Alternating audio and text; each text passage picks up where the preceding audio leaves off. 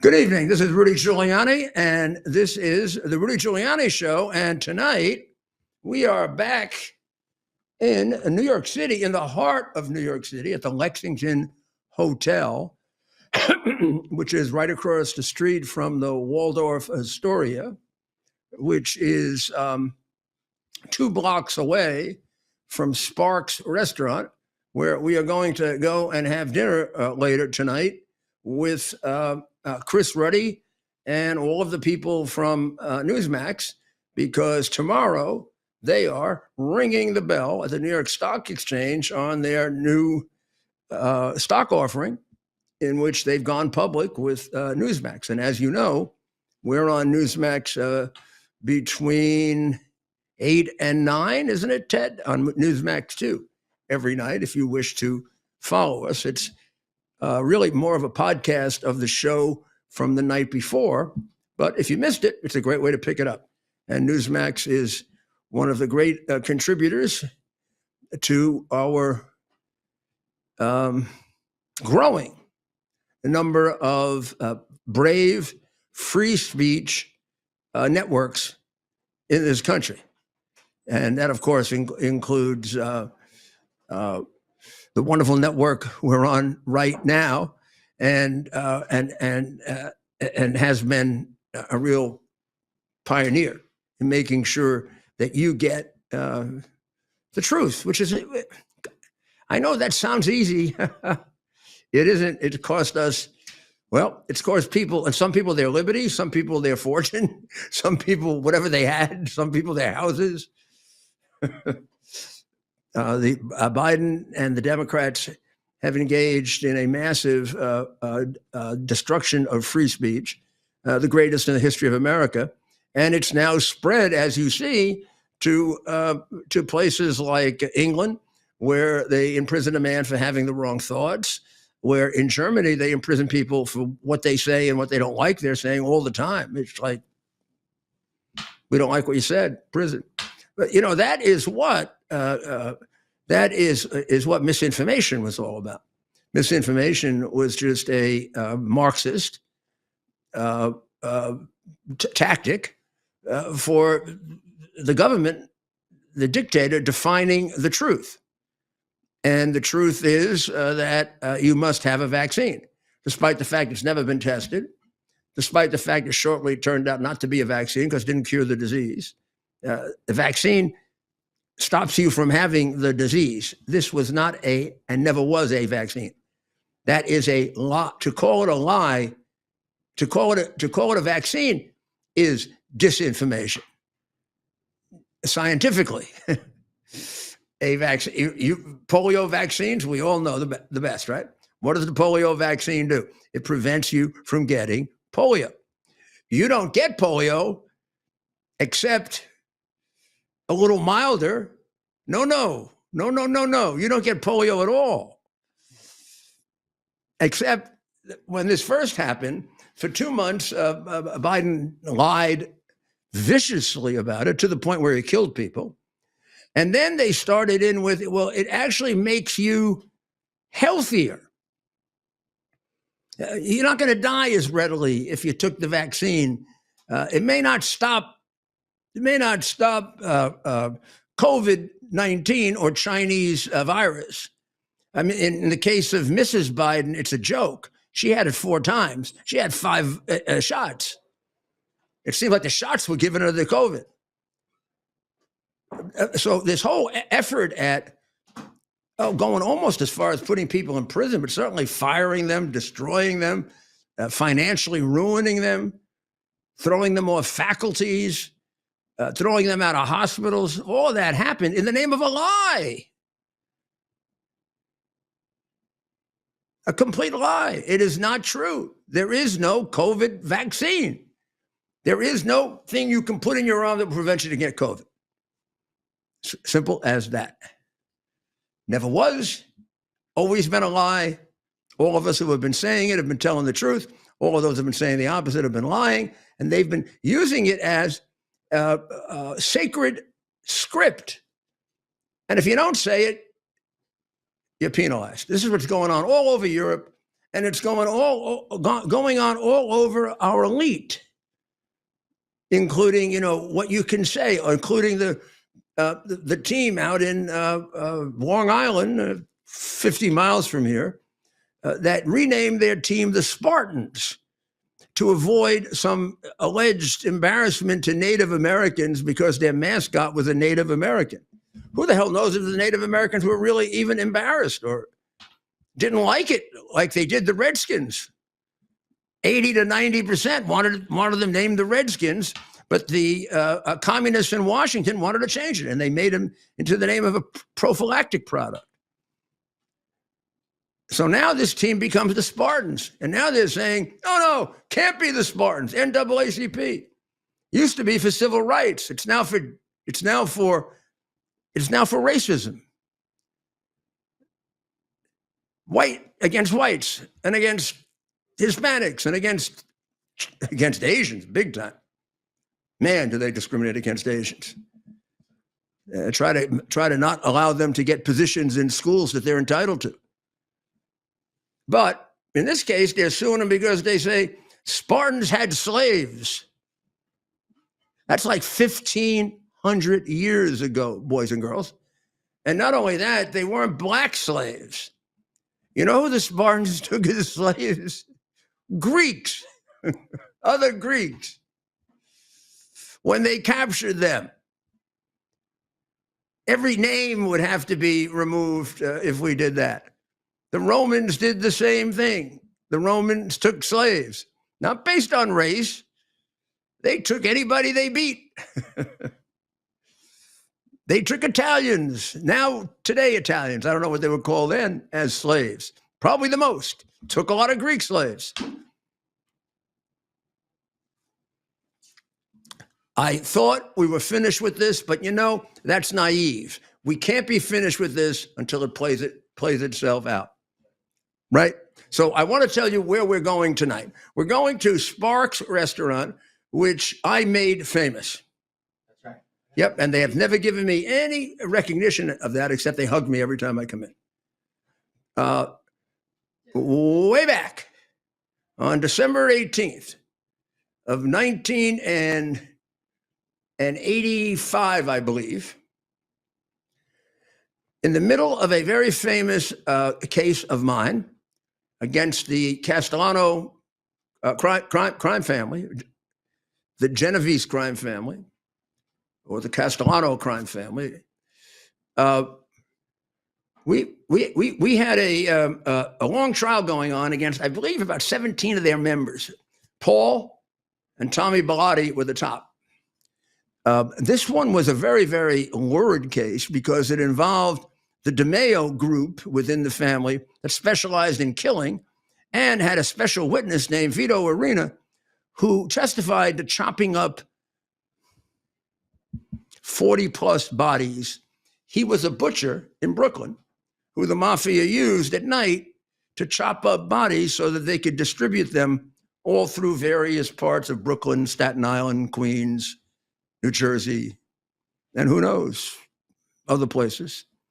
Well, we made the case, put it together. It was one of my many cases to crash down the commission. It was before the commission case. It was a prelude to it.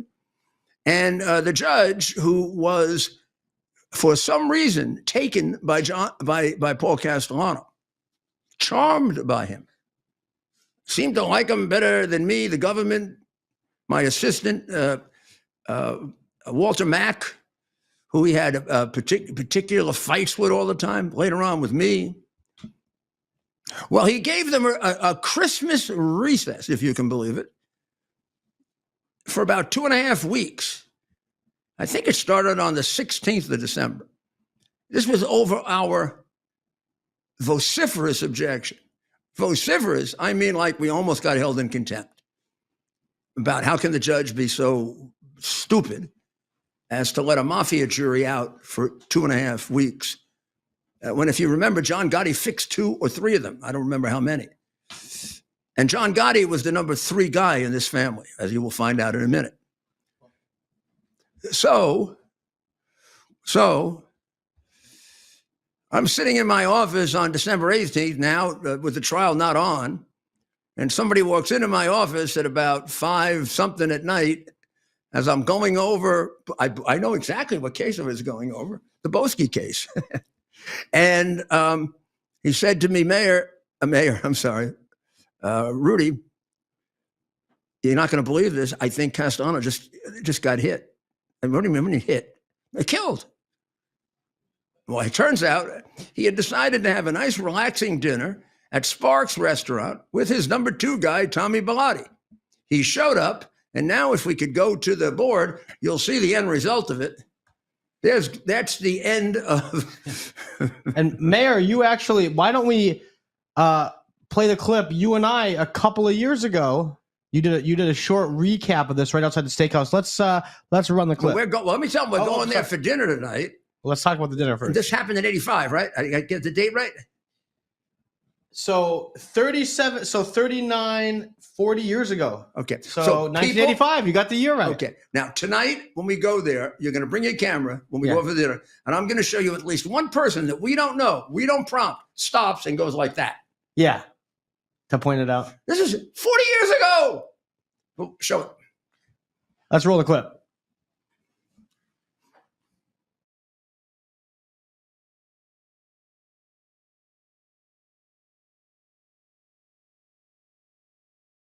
There with Tommy Bellotti. Consider it completely packed. Okay. It was 16th or so. Okay. 18th of December. So we're talking Christmas crowd. Yeah. They were coming from there because the car had a hard time getting in. Okay. And they were walking. Okay.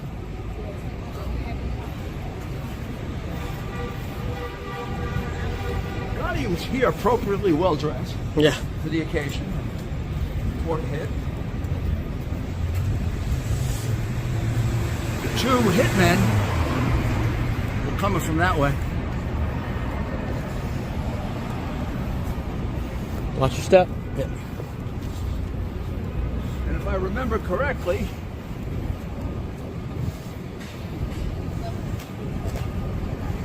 he got hit first. Right here. The other guy was there. Guys did it. Boom, boom. Turned around very quietly. They did not run. You don't run from the hit. Of course, in a crowd, you get picked out running. Ah.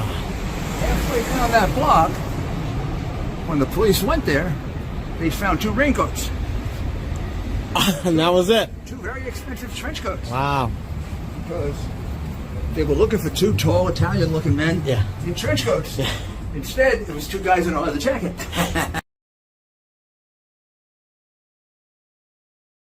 That took place 39 years ago, and it is still remembered almost every day. Someone passes there and says, this is where Paul Castellano was killed. And the reason it became even more famous is across the street from the restaurant on this very, very crowded Christmas season, crowd, number 5:30 at night, in the crowd across the street was one, I think you'll remember this guy, John Gotti. And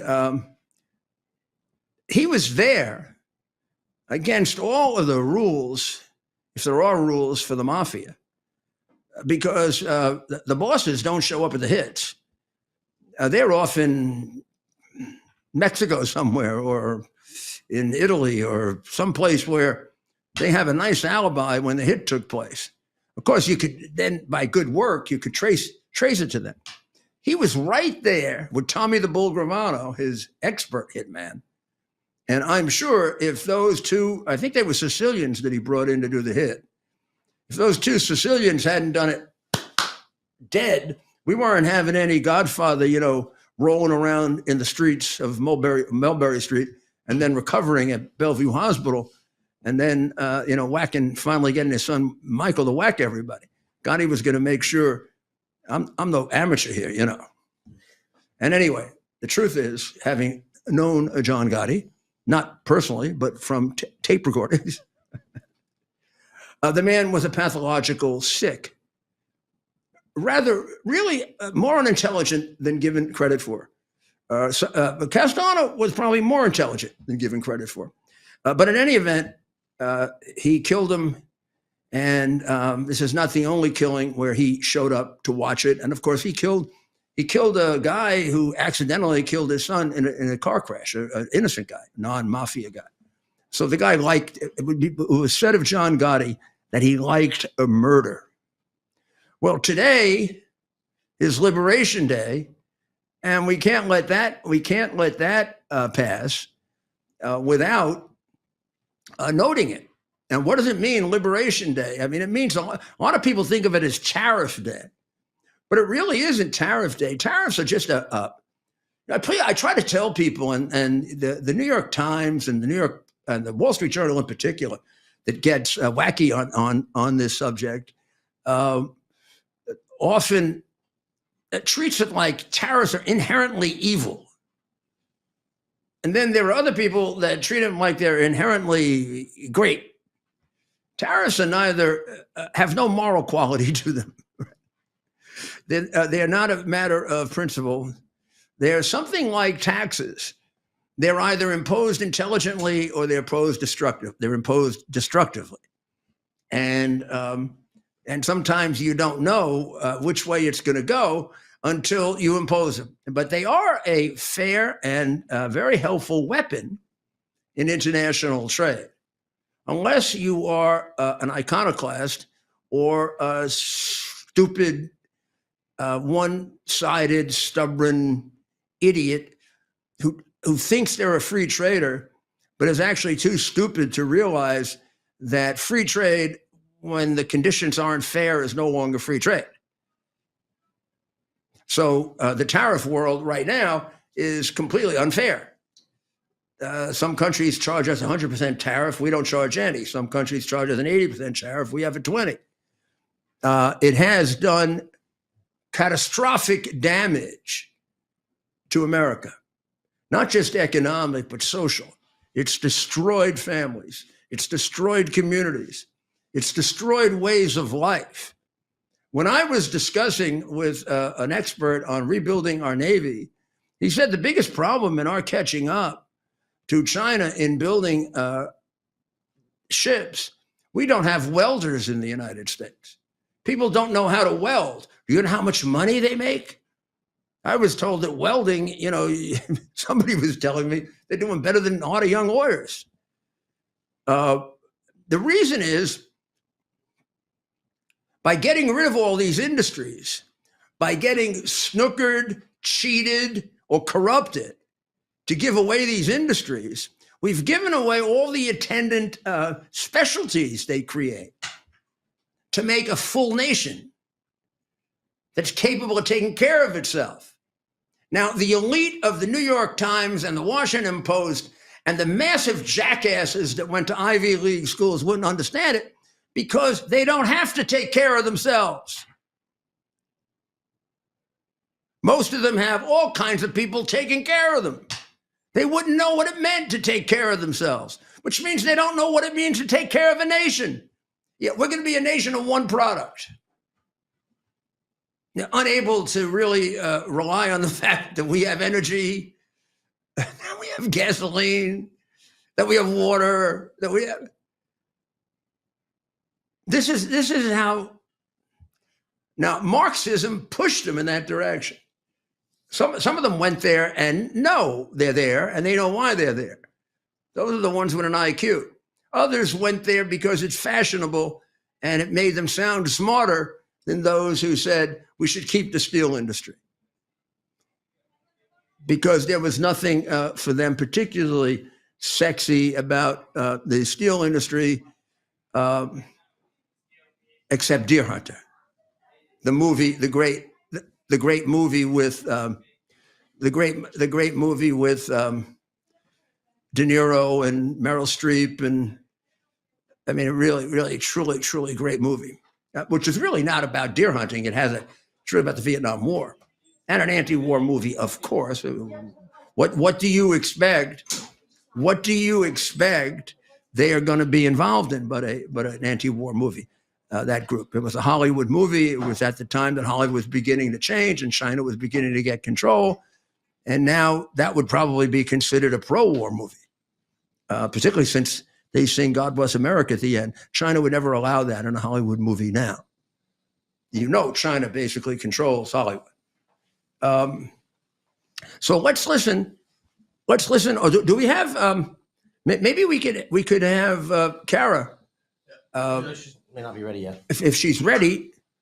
Play some clips from this. Play some clips. Did you? Okay, let's play a clip on the Prez explaining this. No one. I mean, this man has understood tariffs for 30 years, and he's way ahead of all these other people on it. And I have complete confidence that this is going to work out right. But go ahead.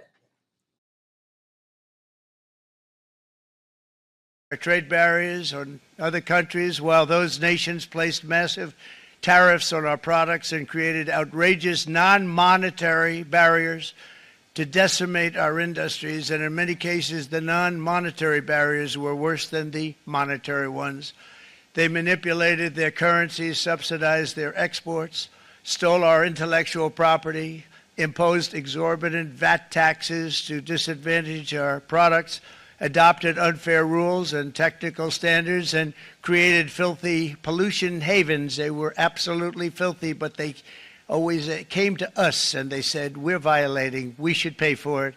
It's all detailed in a very big report by the U.S. Trade Representative on foreign trade barriers, and I'll just hold it up for you. It's available, and you don't have to pay too much. As I understand it, you'll pay nothing. It's a lot of work for something, actually, because it's a special book. It's frankly, it's very upsetting when you read it, when you see what people have been doing to us for 30 years. This all happened with no response from the United States of America, none whatsoever. But those days are over. Let me offer just a few examples of the vicious attacks our workers have faced for so many years.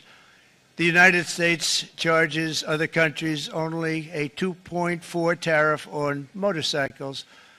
Meanwhile, Thailand and others are charging much higher prices, like 60%. India charges 70%. Vietnam charges 75%, and others are even higher than that. Likewise, until today, the United States has for decades charged a 2.5 tariff. Think of that, 2.5%. On foreign-made automobiles.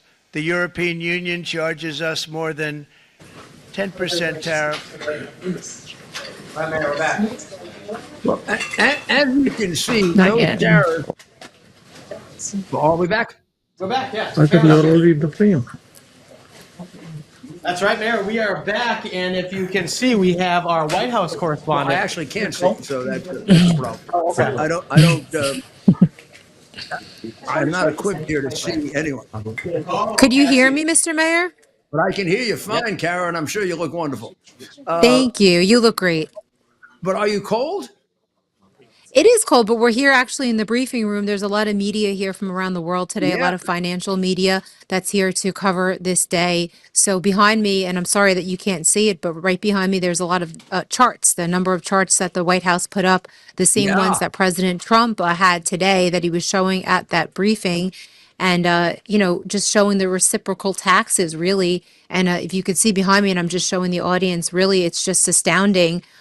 Tariffs charged to the United States by China is 67%. Now, this is the discounted rate Trump is saying will be 34%. So it's still almost half. And that goes for a lot of different countries, like the European Union charges the United States 39%, where now the United States will be reciprocating with a discounted tax of 20%.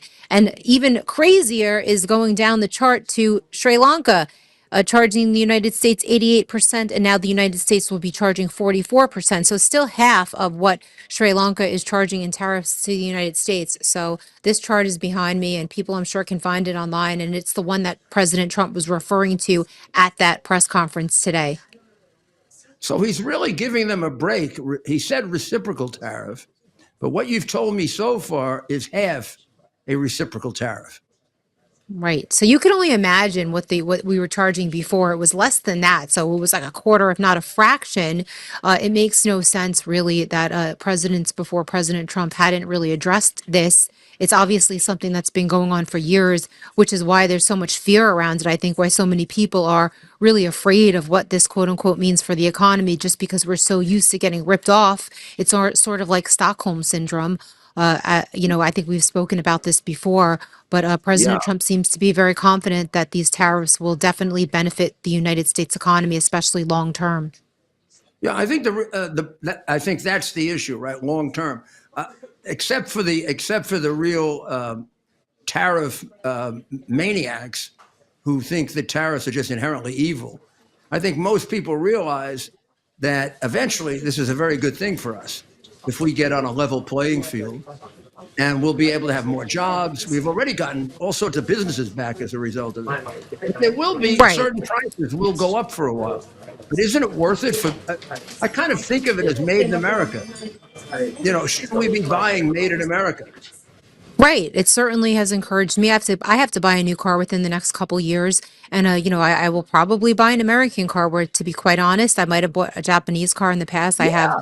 a lot. Yeah, I really like Toyotas. I've always bought them. But now I'm thinking maybe I'll buy an American car and change it up because I don't want to pay those tariffs and those extra taxes. And I think that's the way it should be, really. There were subsidies, obviously, for many years for people that bought electric vehicles. And I really like the way that President Trump is doing that now for American bought cars, American made cars, rather. So it's definitely changed my mind about a lot of things.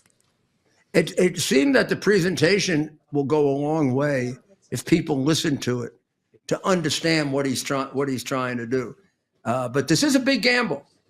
It's a big gamble because there could be a dislocation in our economy for a bit, and of course the Democrats will treat it like it's the worse than the Depression.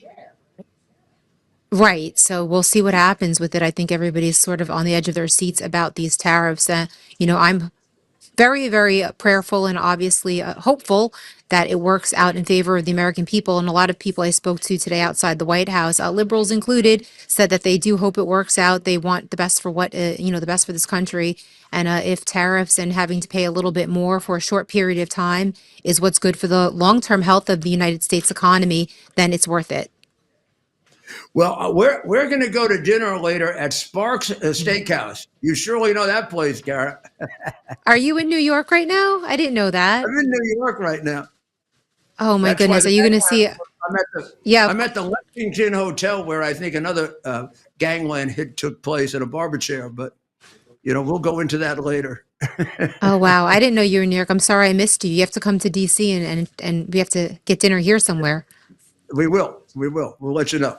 Okay? And thank you, Yes, Mr. Garrett. Mayor. Too bad I missed you in New York. I miss you, and hopefully I'll see you soon. We'll get together. God bless. Okay. Good God job. bless. Thank you. Well, we're going to take a short break now that we've gotten our wonderful report from Kara Castronova. And when we come back, we're going to talk about this insane attack on people who either buy, own, or sell Teslas. What is that all about, except the last stages of what Democrats have been building up to from the very, very beginning? This is a Democrat-inspired domestic terrorism. We'll be right back.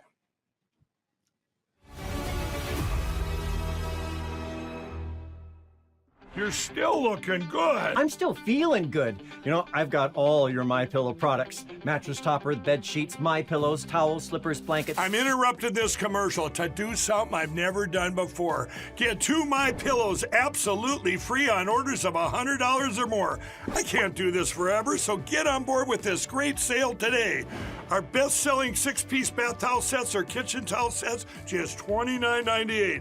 Our famous standard MyPillows only $14.98. Queens $18.98. King size only $1 more. Body pillows $29.98. Multi-use MyPillow 2.0s with pillowcase, $9.98. Save $40 on our Spring Percale and Giza Dream bed sheet sets. Any size, any color. So go to mypillow.com or call that number on your screen. Use your promo code to save up to 80% on all MyPillow products. And when you spend $100 or more, get 2 standard MyPillows absolutely free. Here we are, pretty much at the beginning of the process here at this pristine, I call it a laboratory. It's not like a factory, it's like a hospital. This is the beginning of the process for roasting. Deep grain, very good quality. Most people don't use this quality. We deal with small farmers because they like to know who we're dealing with. They give us the highest quality, all organic, non-GMO. You should know all Arabica beans, no Robusto, all Arabica. They're gonna go into the roaster and it'll get roasted for about 20 minutes or so.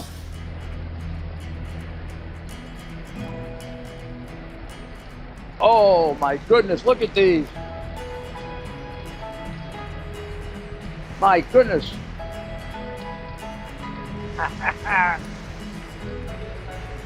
You're going to want to specially order these.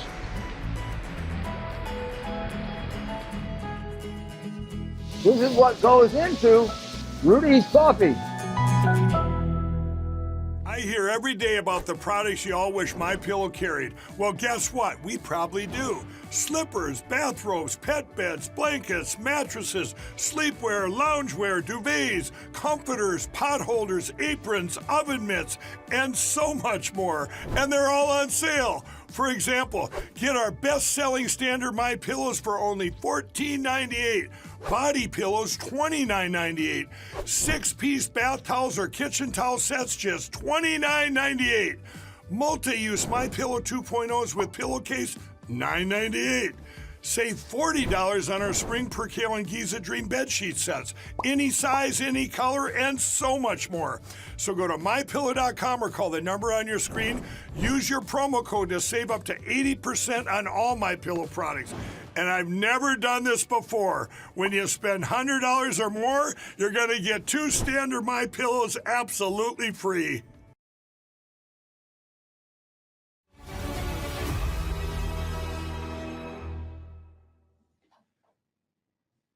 We're back with the Rudy Giuliani Show here in New York City at the Lexington Hotel. This is a conference room of the Lexington Hotel. There used to be a barbershop in the Lexington Hotel, and there was also a mafia guy that got himself, I'm not sure if he got killed here or it was the one where Costello almost got killed. As a result of it, was able to negotiate his way out of the mafia. One night, we'll do just a group of assorted mafia stories. Maybe we'll do it on our special channel, so we don't get in the way of the news. What do you think, Ted? Yeah. Think people want if you would like that, we could do a sample and then see if you like it. Right. I mean, I live this. I used to say, very often when I began my speaking career, even before I began my speaking career for profit, it was amazing to me when the Washington Speakers Bureau organized my first speech and they paid me. I used to do this for nothing. But I would begin my speeches often, not always, but you always try to use something you know is going to get a laugh. This always got a laugh. Let me get ready. It's so nice of all of you to come to see my speech from the different territories of the United States. The Rocco family from Florida, the Claudio family from Los Angeles, the Della Louise family from Buffalo, and of course the 5 families here in New York. So I hope I give you a good speech. Oh gosh, I don't know why I do that. It comes from listening to 5,000 hours of men on tape talking like that. It's really true. I used to listen to it, Hey, Sam, we're gonna rock. We're gonna take out the sock. Oh, yeah, that effing sock. He deserves it. Okay, let's take out the sock. So now we had to go figure out who's the sock. We didn't have computers then. We had cards and charts, and we had computers, but they were like, oh, the sock. Rocco Sacchetti. Rocco, of course, the sock. Rocco Sacchetti. Oh, man, we got to warn him somehow without blowing the wire. And you'd have all kinds of interesting things that would happen like that. So this Liberation Day really has to be seen as a day that moves America toward the goals set by the president, the golden age of America, because these are functional changes in the structure of government. We're building a new house now, but on the same foundation, the foundation of John Adams and James Madison and Alexander Hamilton and Thomas Jefferson and all the people that the communists and the teachers union and the crazy left wingers and the Marxists and the ones who suck up to them and the ones who are brainwashed by them hate. They're the people who established this great nation. And we've moved so far away from it, they've already turned over in their graves. They probably wanted their statues knocked down because this socialist country, authoritarian socialist country, without really free speech for all, without fairness in the justice system for all, surely not for me or the president. That's not the country they meant for us. And they meant for us to fight for the country that they created, not to sit by like a bunch of stupid little idiots getting pushed around by Hollywood, getting pushed around by the New York Times, getting pushed around by those guys on TV who read. You see a teleprompter here, Ted? Show them. You see a teleprompter here? I don't need a damn teleprompter. I'm not Dan Rather. Dan Rather is 50 years of a damn teleprompter. Yeah.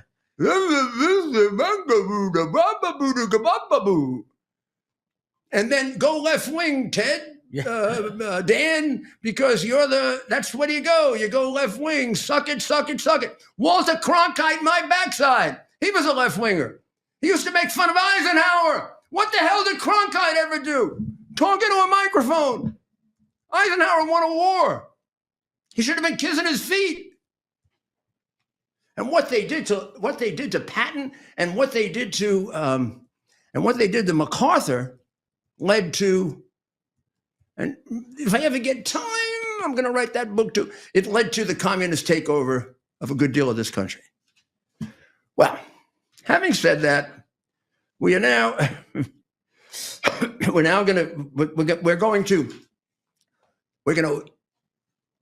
going to move on, because I could spend the whole show on just tariffs and go through them with you and show you how this is all going to turn out right. We've got the major part in the machine that makes this work. That's called the market. So they talk about the Chinese market. Yeah, if you want to sell peanuts to a country that's half third world impoverished and whose numbers are completely false. You want a market? This is a market. If Trump really does to Canada what he wants to do to Canada, but before 6 months, it'll be in a recession like it's never seen before. Canada depends on us. We don't depend on Canada. A little adjustment, get all the oil in the United States. Cheaper. I told you a couple of days now, I've been telling you decision day, decision day, decision day. I haven't stopped. You know, I love the president, and you know, I understand all the problems that he has in doing this, but I'm beginning to become insistent because, as I told you, my country comes first. Always, always, always, always, always, my country comes first.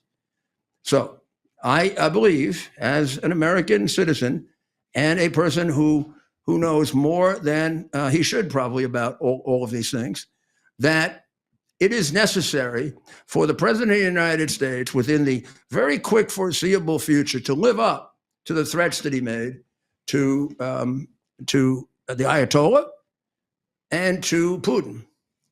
The Ayatollah in particular, where the threats were quite stark, which were, if you don't sit down and negotiate so that we see a way toward a non-nuclear Iran, we are going to hit you in a way that will be earth-shattering, that you will never forget. And I do believe you have to do that if you say it. If you're the leader of a country, it is fundamental in a world made up of bullies, in a world made up of, and I say bullies, it's a very, very euphemistic term. I say it because that's the term I used in my book when I described this way back 20 years plus ago, and said that many of our problems, if not all of them, come about because our presidents are afraid to act, except for one, Ronald Reagan. And it is time now to act. And I'm going to say the clock is running on that. And there will be a point at which a great deal of the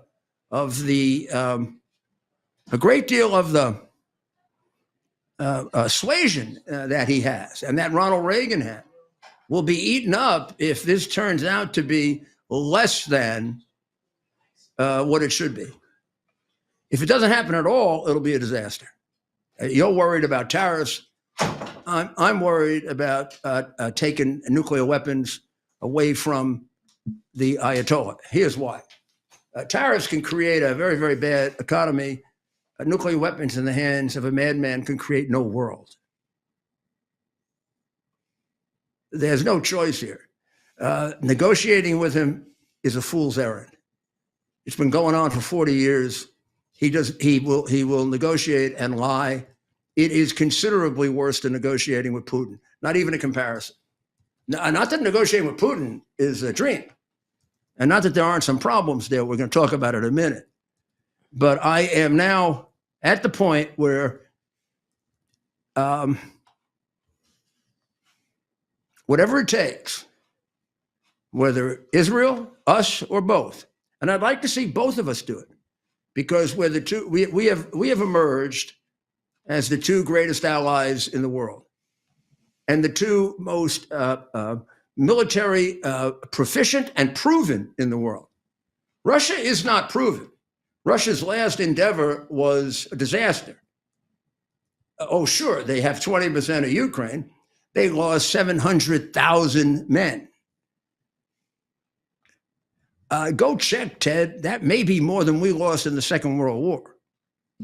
I thought it was around 500,000. I may be off. For World War II America? Yeah, the United States losses. You know, the Ukrainians say they 407,000. What? 407,000. Well, okay. We don't know how many, 400, that's a very good number to know now. And remember, we don't know how many we lost in,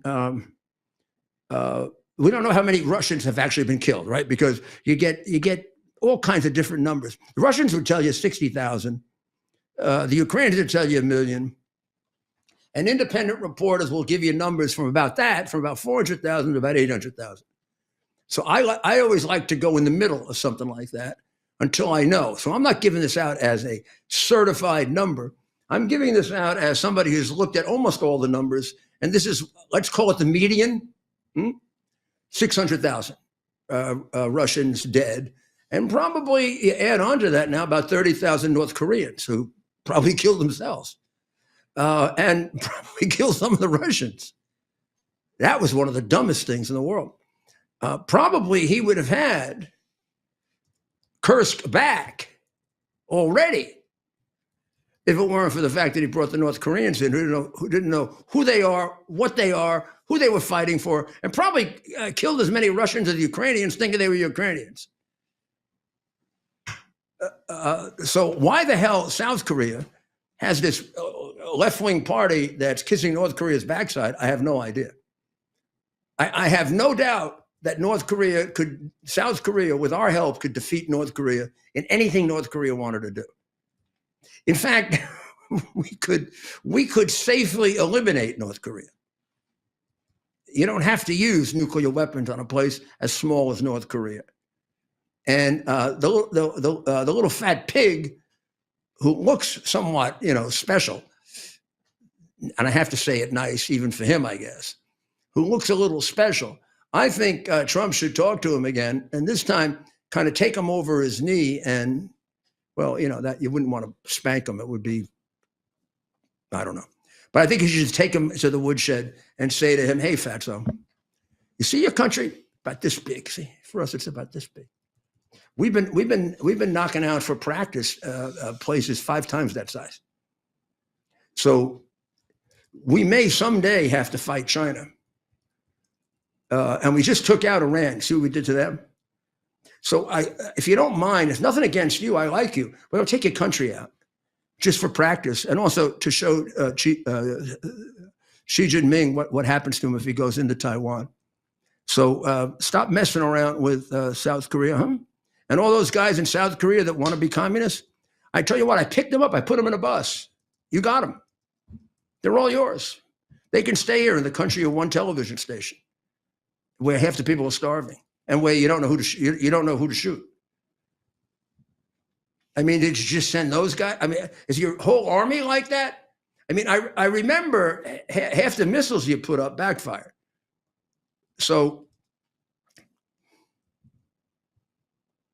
I like the diplomatic Trump. It's great. He's doing a great job with Europe. He's doing exactly what has to be done with Europe. He's moving us away from the Marxist, communist-oriented Western Europe, the one world, Chinese, easily overcome Europe, to the picking out the strong parts of Europe, Eastern Europe, Poland, Hungary, not quite Eastern Europe, that's Western Europe really, but Italy, Lithuania, which now has another American troop that's been killed there. And I can assure you it's not Lithuanians. They love Americans. And I can also assure you that there's somebody that really has their designs on Lithuania. You know who that is. It's the guy that Trump is waiting on, Putin. What the hell are we waiting on him for? Putin says, not yet, to peace now. I don't want peace now. I'm for peace, but not now. Let me kill a few more people. Okay, how about cutting off all the oil how about making it impossible for him to move oil?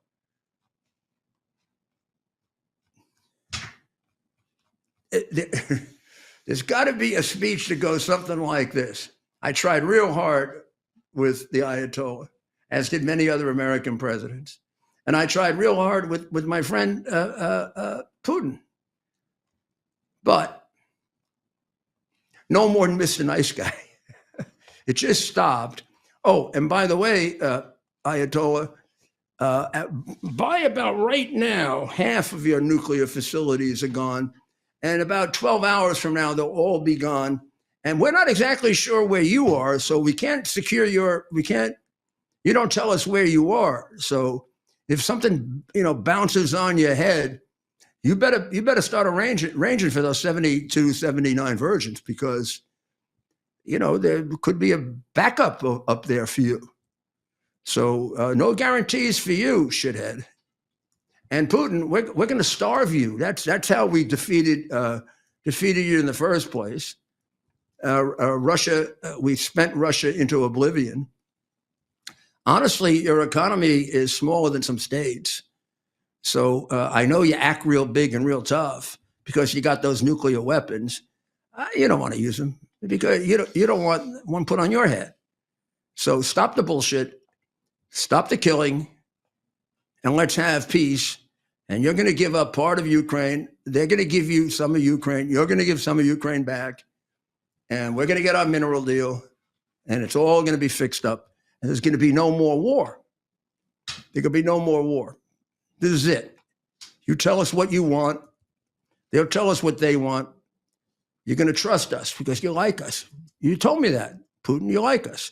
But right now you're treating us like shit. So we got to apply some very tough medicine to you, which is to see if we can destroy your economy. And until you make peace and you stop killing people, well, we'll continue to destroy your economy. Got to do it. Got to do it. Nice talk for too long. Nice talk for way too long. Second thing we got to stop like that is this domestic terrorism, which is the first really large-scale domestic terrorism that we've had. It makes a joke of a January 6th and the Democrats on January 6th, which they made up. Here, they're encouraging this. This is a Democrat-led effort of domestic terrorism against not just Elon Musk, but against poor, innocent people who own Teslas, who are looking at Teslas, who sell Teslas for a living, many of them independent businesses, not connected to Elon Musk. Now, I don't know why I even have to do this, why I have to say, oh, it's really wrong because you're not just killing Elon Musk, you shouldn't be killing Elon Musk. What the hell is wrong with you, Democrat Party? You're sick. You're sick people. And the American people don't get it. Look at those idiots in Wisconsin. Why don't you get the cheese out of your ears, you jackasses? Voting for that woman? Oh, yeah, they were really happy last night at the party for that woman. They're going to get to kill a lot more babies now in Wisconsin. So eat your cheese while the babies get killed. Oh, yeah. Not only that, just like the state next to them, communist Minnesota, run by the Chinese operative Tampon Tim, maybe some of the overflow of the kids who want to get mutilated will come to your state, Wisconsin. Right now, Minnesota is the center of mutilation in America. Disgraceful.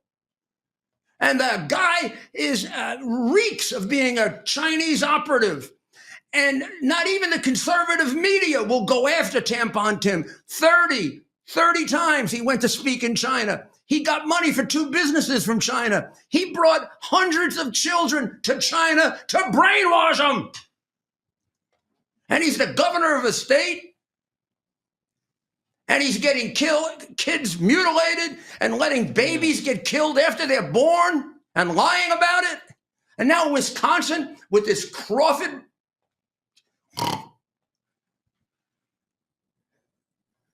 Well, thank God for Florida.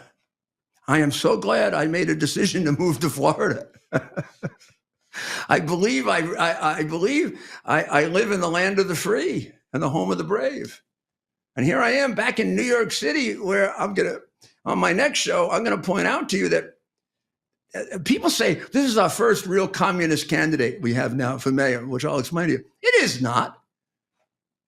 New York has been communist for as long as there's been communism. New York has been a Democrat corrupt state for all but about 20% of its existence historically. Corruption is, we have a constitution, it is not followed. The constitution of our state is kickbacks, schmears, and bribery, which is why the Paul Castellanos and the John Gottis and of this world did so well here. 5 families for New York, 1 anyplace else. This is the most corrupt. I am sitting, Manhattan, actually, in the most corrupt borough, in the most corrupt city in the history of the United States.